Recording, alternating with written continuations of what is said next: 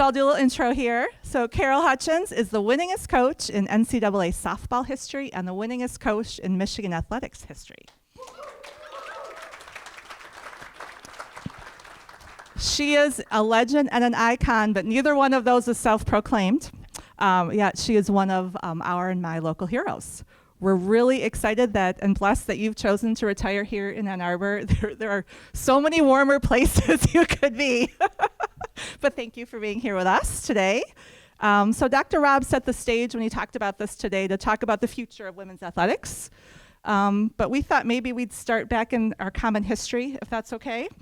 When we were prepping today, you and I stumbled on a common connection that goes back 35 years, and it was a woman named Peggy Bradley Dappus.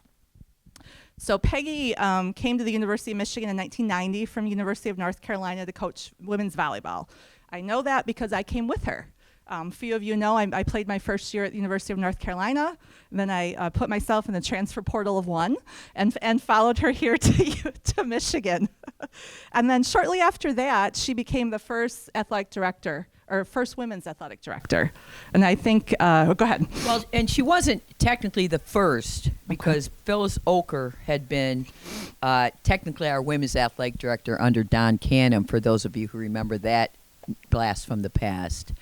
But Peggy was brought on board to be the volleyball coach, and she became really close with Jack Weidenbach, who Jack was totally a friend of the women's sport programs and recognized that we had so much more that we could be doing, and we needed support from the Michigan Athletic Department. And he instantly saw Peggy's leadership and said, forget being the volleyball coach, would you take over our women's athletics program, because we are ready to move forward into the 19th century.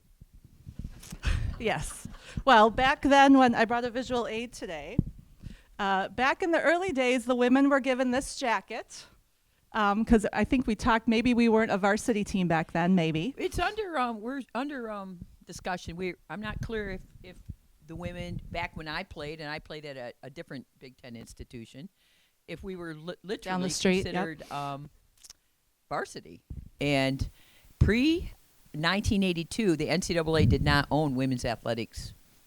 And we had an association called the AIAW, Association of Intercollegiate Athletics for Women. It was a women-led organization by many administrators in college athletics, most who didn't have a whole lot of power.